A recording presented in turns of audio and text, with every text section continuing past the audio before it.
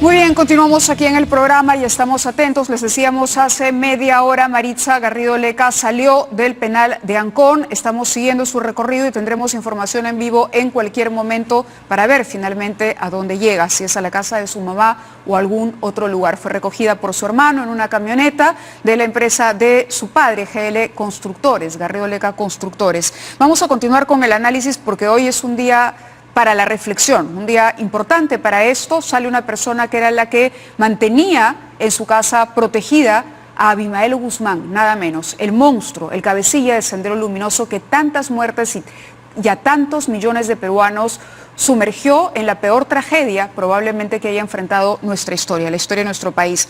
Mijael Garrido Leca, abogado, periodista y sobrino de Maritza Garrido Leca, está con nosotros y él escribió una carta este fin de semana, una carta que hizo pública a través de una columna en la que te diriges a tu tía, a una tía que no conociste, en efecto. Lo que pasa, primero que nada, muchas gracias por la invitación. No, gracias y buenas por estar noches acá. con todos ustedes. Es una tía a la que no conocí por dos argumentos. El primero es que no es tan cercana, de hecho es prima segunda de mi padre, y el otro argumento es que cuando yo tenía 3 años, ella va presa. Entonces no es que mi memoria guarde algún recuerdo de haber interactuado con ella, porque tengo tíos que de alguna manera tienen el mismo nivel de cercanía. Claro, en sangre. son más cercanos en edad. Sí, claro, pero no, yo nunca la conocí. Ahora, mucha gente me ha dicho y me ha increpado con alguna beligerancia que por qué le he dicho todo esto en público, y mi respuesta es bien sencilla. Ella destrozó al país en público y yo creo que tengo todo el derecho de responderle en público y Bueno, más ahora, ¿no? es una carta dura, hay que explicárselo al televidente, es una carta dura donde hablas de los huérfanos, donde hablas de las viudas, de ese rol que tocó, y es una suerte de zanjamiento, ¿puede ser? Sí, ¿es zanjar? deslinde absoluto, Es un ¿no? deslinde de un familiar porque siente que al apellido le pesa. Sí, por supuesto. Claro, me pesa y creo que no solamente me pesa a mí, creo que le pesa a todos los peruanos, porque lo que Maritza Garrido Leca hizo no solamente fue esconder a Abimael Guzmán, a la Guatay y a la Iparraguirre, además de Laura Zambrano, en la casa que alquila con Inchausti, sino que ella sabía perfectamente lo que estaba haciendo al esconderlo. O sea, ella estaba guardando al pensamiento Gonzalo y estaba guardando la pieza clave que permitía la solvencia de la maquinaria asesina de Sendero Luminoso. Claro. Y lo hace con plena conciencia de lo que... Por eso es que hechos, hablábamos, ¿no? Marta Chávez y yo, de esto. Es decir, si bien no se respetaron, si se quiere, desde el punto de vista de las organizaciones por derechos humanos, Amnistía, la Corte Internacional, los derechos de esta gente al debido proceso, y eso fue un error que tuvo que admitir el propio gobierno de Fujimori, se realizaron nuevos procesos, pero finalmente ella ha sido condenada a 25 años. ¿Cómo entender eso desde el punto de vista legal? ¿Por qué la sentencia no fue mayor? Si tú y yo coincidimos en que su rol dentro del Sendero Luminoso fue muy importante. Fue cardinal, sobre todo en esta etapa final, que es en la que Sendero Luminoso lleva la guerra del campo a la ciudad y cobra especial vigor dentro de Lima y de las ciudades. Ahora, hay dos cosas importantes. La primera es que hay que reconocer que el Estado peruano tuvo una política sistemática de violación de los derechos humanos en su lucha contra Sendero Luminoso. Sí, bueno, es impresionante, las cifras son impresionantes. De Belaúnde. Y de hecho, la propia Comisión de la Verdad, y esto es algo que a los izquierdistas no les gusta escuchar, la propia Comisión de la Verdad recoge que el gobierno en donde más desapariciones hubo fue el de Belaúnde. De hecho, tal fue el nivel de desapariciones que en el cuartel de Los Cabitos, en Ayacucho, se tuvo que ensamblar un horno. Luego viene el de Alan García y luego el de Fujimori. Ahora, la muerte no es cuantificable en términos de miseria moral. Con que una persona haya muerto fuera del debido proceso, que es en el Perú cualquier situación, porque no hay pena de muerte, ya es un crimen tremendo. Ahora, sobre la disminución de penas, yo creo en el sistema republicano y creo en las instituciones, y creo que si el Poder Judicial ha llegado a la conclusión de que Maritza Garrido Leca, como otro montón de terroristas, Peter Cárdenas Schulte, por ejemplo, del MRTA, bueno, Inchausti está fuera y Guatay un rol, exacto, y cumplió, era la pareja de Maritza. Exacto, y alquilaron la casa de la calle Juntos, 1, que ahora sí. es Varsovia juntos, claro. Bueno, pero si el Estado, a través de sus instituciones, ha decidido que estas personas están listas para reinsertarse en la sociedad, yo puedo tener un juicio de valor con respecto a ese, que probablemente es el mismo que el tuyo, que es que no entiendo por qué los han soltado, pero respeto y supedito mi opinión a las instituciones democráticas. Ahora, escuchaba la conversación que tenías con la doctora Chávez y aquí hay un tema que a mí me parece fundamental, que es que los peruanos andamos especialmente preocupados por la posibilidad de que Abimael Guzmán salga de la cárcel. Claro, decimos, si sale Maritza, en breve podría salir él. Yo creo que esa posibilidad no existe por dos cosas. Primero, porque tú mencionaste, que es que hoy día Abimael Guzmán y la cúpula, el Comité Central del Sendero Luminoso, están enfrentando un nuevo proceso por Tarata, en donde las pruebas son bastante contundentes y donde hay además la propia asunción de la culpa por parte de Guzmán en una entrevista que da. Pero la ley en el Perú no es acumulativa, eso es lo que decía Marta Chávez. Claro, cuando hay un concurso real de delitos, que es cuando varios delitos se mezclan en una sola persona a la hora de cometerlos, no se suman las penas. Pero el tribunal que tendría que revisar la posibilidad de una libertad de Guzmán va a tener que tener en cuenta esta sentencia también. Y además hay un tema importante. A Guzmán le quedan 10 años de prisión y no creo que le queden 10 de vida. Más bien, y aquí es donde quería poner yo el punto que te planteaba en la pausa, yo creo que el principal riesgo que enfrentamos los peruanos de cara a la amenaza que Sendero Luminoso supone, latente por supuesto, es que Abimael Guzmán se muera. Porque el pensamiento Gonzalo nunca ha tenido una interpretación auténtica, más allá de la que el propio Abimael Guzmán pueda haber difundido. Quizá porque nos hemos cegado, no hemos querido ver, no hemos querido explorar, no hemos querido analizar, y ese puede ser un error como país, ¿no? Haberlo mantenido como un tabú. Sí, pero por otro lado los propios senderistas han tenido que supeditarse a lo que el líder, la cuarta espada, decía. Con el líder muerto, no habrá algún senderista que se atreva a interpretar el pensamiento de Gonzalo y a volver a decir... Y quedará tal cual. Claro, quedará tal cual. Que no. Se perennizará así como estaba. Pero el pensamiento de Gonzalo, perdóname que te interrumpa sí, por última quería vez. hacerte otra pregunta más personal. El pensamiento de Gonzalo como un buen heredero de la estructura maoísta de entender la guerra prolongada, lo que hace es buscar condiciones revolucionarias para actuar. Entonces, hoy día, Sendero Luminoso, siguiendo lo que en el 92 firma Guzmán, dice que no hay condiciones revolucionarias. Pero ¿y mañana que no esté Guzmán? ¿Qué pasa si a alguien se le ocurre decir que el pensamiento de Gonzalo reclama lucha armada nuevamente? Porque diferencias sociales hay. Por supuesto. Marcadas. Y Tremendas. todavía no hemos ajustado esa brecha. Quería preguntarte por el impacto en la familia. Tú tienes que haber conversado con papá, mamá, tíos. ¿Cuál fue el impacto en la familia? Mira, te voy a ser completamente honesto. La verdad es que yo no sé si ese en especial fue un parteaguas dentro de mi familia, pero el lado de Maritza y el mío prácticamente no nos conocemos. De hecho, algunos de los primos de mi edad, que son del lado más bien de ella, y yo nos hemos conocido a los 25 años. Y tengo una relación formidable con ellos, pero no hemos crecido juntos. ¿Y nunca han hablado del tema? Hemos hablado del tema, sobre todo yo le preguntaba mucho a mi abuelo y a mi tío Celso. ¿Y qué te decían? Garrido Leca, que estuvo además el día en el que cae. Incluso fue detenido junto a Patricia Aguapara, que era su pareja. Claro, que era bailarina también. Y de hecho es el propio Abimael el que dice que él nada tiene que ver. Que fue una situación de absoluta sorpresa, que ellos sabían que ella era militante de izquierda, pero pues, entre la izquierda y el maoísmo pues hay un abismo, ¿no? Y que sorprendió a la familia de manera tremenda porque Sendero Luminoso había amenazado en alguna oportunidad a mi abuelo y a mi padre y ella estaba dentro de las tripas de la organización, ¿no? Entonces... Pero esto no solo sorprende a la familia, sino a veces estigmatiza a las personas. Estigmatiza a las personas y dicen, el hijo de Vladimiro Montesinos es como Vladimiro Montesinos, lo lleva en la sangre. El familiar de Maritza Garrido Leca o el familiar de Abimael Guzmán es como Abimael Guzmán. Yo quiero invitarte, Mijael, a que escuchemos una entrevista que le hicimos esta tarde a José Carlos Agüero. Me imagino que has leído Los Rendidos. Él es autor de Los Rendidos, es un chico que es hijo de dos terroristas que en su momento fueron asesinados extrajudicialmente. Su padre murió durante la matanza del Frontón y a su madre también la asesinaron las fuerzas del orden, poniendo como coartada que había sido una traidora a Sendero Luminoso. Quisiera que la veamos juntos para poder reflexionar sobre lo que viene, porque esta es una nueva generación, finalmente, los que heredaron la historia que nosotros vivimos en carne propia. Vamos a escucharlo.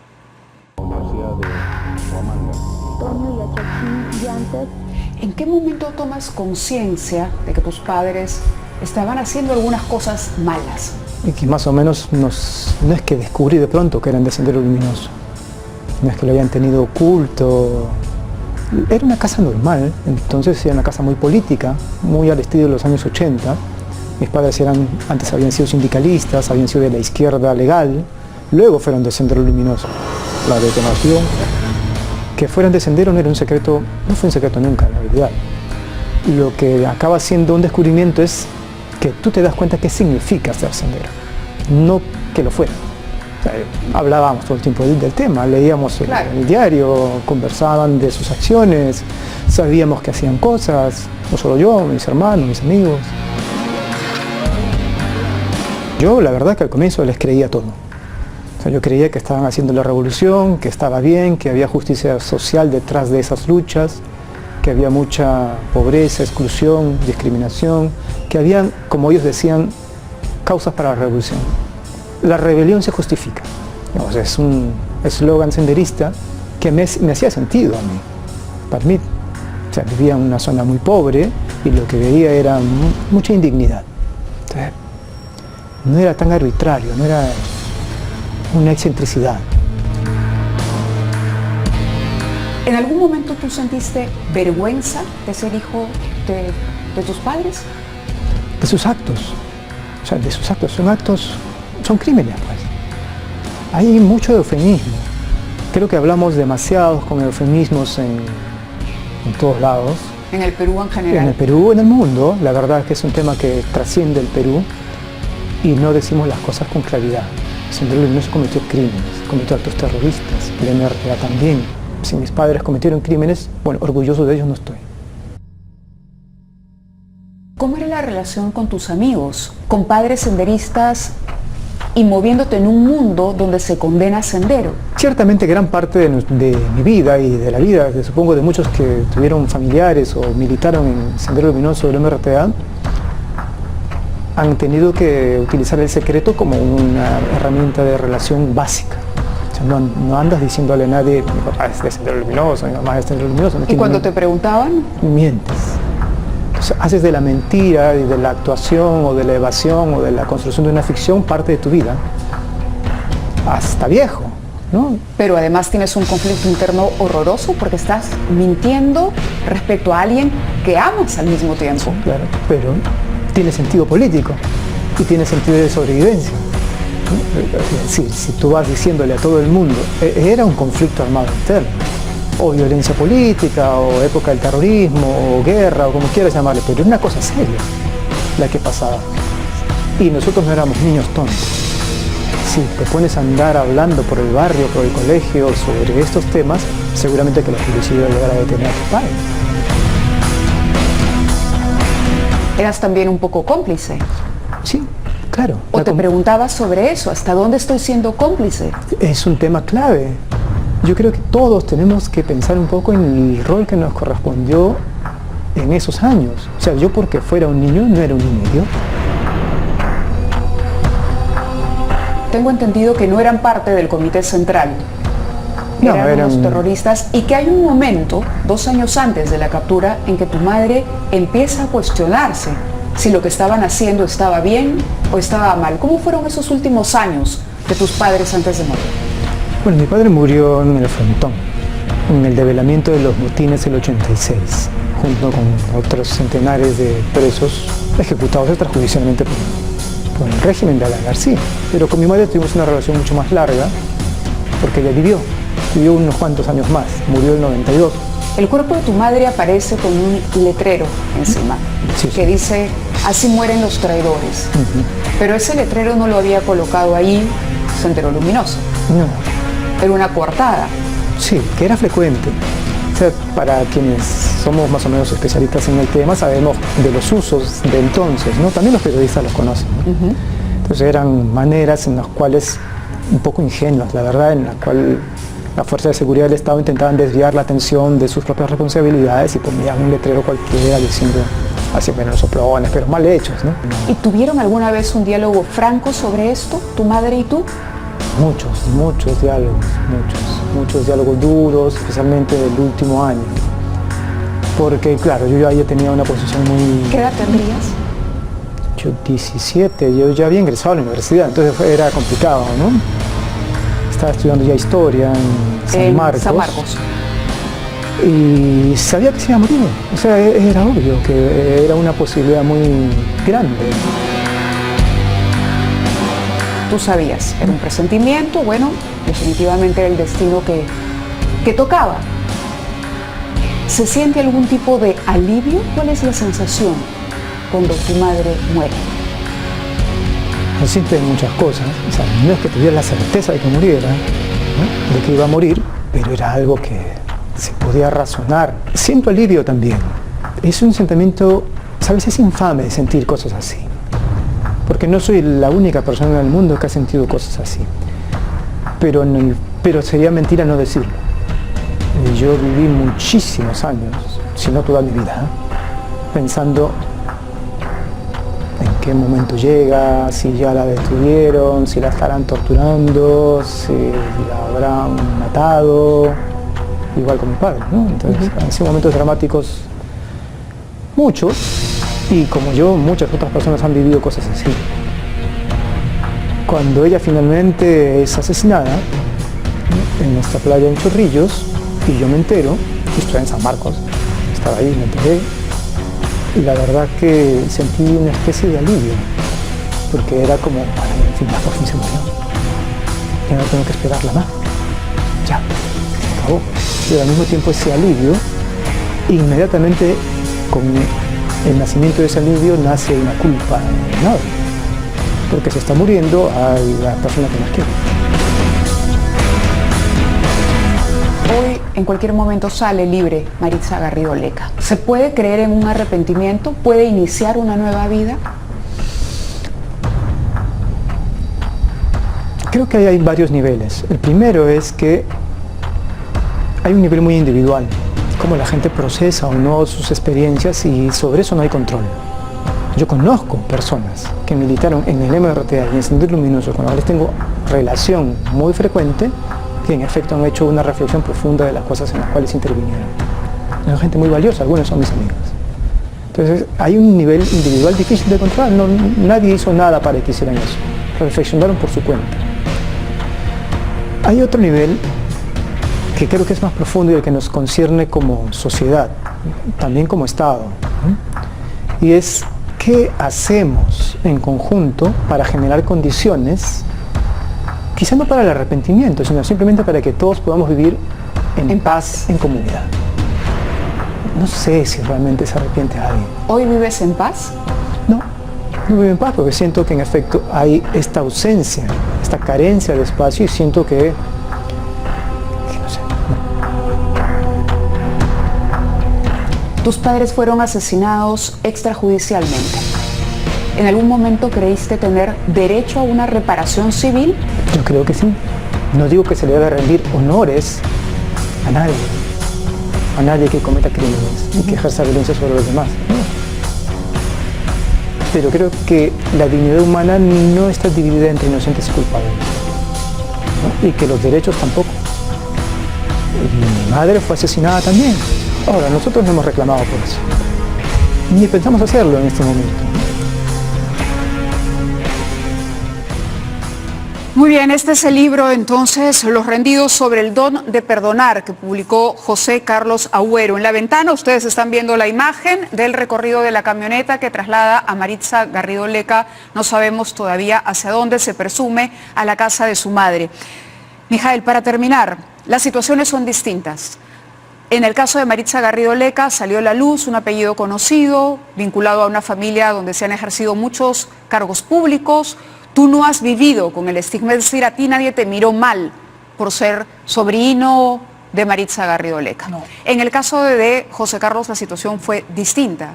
Completamente. Y hubo que mentir sobre su madre, que trabajaba en la universidad donde él estudiaba, y ser de alguna manera hijo antes que cómplice, o mejor dicho, antes que ciudadano responsable, porque lo lógico es, si yo sé que un senderista está aquí, trabaja, lo denuncio, pero era su mamá. Claro, pero cuando es una relación tan umbilical como esa, creo que la lógica no manda. Mira, el libro de José Carlos, cuando lo leí, sí, me destrozó emocionalmente, porque además es tan sincero que incluso genera pudor en quienes lo leemos. Es un libro brillante, José Carlos me parece un tipo brillante. Lo que te iba a decir es que, te lo digo a mis 28 años y siendo perfectamente consciente de la cívica que trato de pregonar. Si mi madre fuese terrorista, yo no sé qué haría. Y no tengo 17, tengo 28. Creo que esto trastoca una esfera de emociones que ya no tiene que ver con la razón. Y creo que es bien complicado hablar de esto. Yo, solamente para complementar el maravilloso trabajo que Los Rendidos expone, hay un documental que además está gratis en internet, en donde hablan con los hijos de dos oficiales nazis que eran protectores en el protectorado de la Pomerania, en Polonia, y uno defiende cada acción de su padre y el otro trata de hacer que este amigo suyo toda la vida, porque entre razón. Entre en razón. Claro, es lo y que nos esa decía violencia José Carlos. es brutal. Claro, él dice, yo era un niño, pero él no era un niño estúpido. Me fui dando cuenta de que esto estaba mal. Llega un momento en que es adolescente, tiene 17 años, habla con su madre. Su madre se cuestiona la militancia senderista. Como lo hicieron muchos senderistas además durante los años de guerra, ¿no? Por eso, la pregunta es, y leía a la hija de Bárbara Aquile en Somos, hablando de lo mismo. Ella no quiso saber qué pasó con su madre cuando fue asesinada, sin embargo, después sí se ha interesado por la historia y siente que hay que hablar de perdón. ¿Será posible el perdón? ¿Será posible que gente como José Carlos pueda convivir contigo y con el hijo de algún militar de repente que cometió algún exceso? Me pongo a pensar ya en lo que les toca, no a los que tenemos 40 y pico, que podemos estar encasillados en el bando, los buenos y los malos, porque el proceso es mucho más complejo que eso, Sí, claro. sino a la gente de 25, de 30 años. Mira, yo creo que las emociones están siempre yuxtapuestas aquí, pero yo no tendría ningún problema, y no lo tengo, en convivir con el hijo de nadie. Para mí... Ni en discutir el tema abiertamente. Por supuesto que no lo he hecho. Además, ¿Sería sanador discutirlo así, abiertamente? creo que dentro de ciertos cánones, porque cuando uno habla con personas del MOADEF, creo que utilizan el debate como herramienta de propaganda política, pero yo no creo que las culpas sean vicarias a los hijos de ninguna manera, jamás, así que no tendría ningún problema en convivir con el hijo de quien toque. Y creo, Mabela, para terminar, que el perdón es posible, pero esos tipos no han pedido perdón. Y creo que el primer paso, y esto quizá tenga que ver con un atavismo de mi formación psicoanalíticamente construida, pero católica y al fin y al cabo, es que el primer proceso para el perdón es el propósito de enmienda. El arrepentimiento. Y yo nunca he escuchado al cuerpo colegiado que es el MOADEF pidiéndole perdón a nadie. Entonces, si quieren ser perdonados, empiecen por pedir perdón. No, por supuesto, eso sí, pero me preguntaba y pensaba en la sociedad que nos sigue, donde nos vamos a mirar mal los unos a los otros, ¿no? En esa sociedad donde yo voy a sospechar de él porque sé que su padre fue terrorista, o donde sé que voy a mirar mal a él porque sé que su padre es un militar preso por haber cometido juicios o asesinatos extrajudiciales. Me ponía a pensar en eso y creo que como país conseguiremos, no sé, tenemos una tarea grande por delante, enorme, no solo de dar a conocer la historia, que es de lo que se ha insistido mucho, ¿no? Decirle a la gente quién es Abimael Guzmán, quién es Maritza Garrido Leca, sino también en cómo vamos a ir procesando e incorporando esta historia sin que tengamos que cargar con la mochila. Yo creo que la mochila se quita en la medida en que las armas se depongan para siempre y que el pensamiento Gonzalo baje al infierno al que pertenece. Y que entendamos que cada persona inicia un proceso y es responsable cada una de sus propios actos. Y además, por suerte, no somos el primer país que atraviesa este proceso traumático. Lo ha hecho Irlanda, lo ha hecho Italia, Alemania, lo ha hecho Japón. Bueno, a Alemania todavía le pesa. A Alemania le pesa y le pesa duro.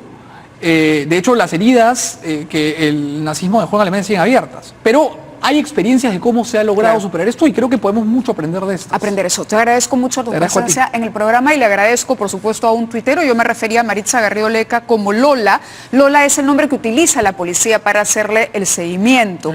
Yo en un momento dije que era el alias no era ese, pero es el nombre. Quería hacer la aclaración y agradecerle al tuitero por anotar ese detalle.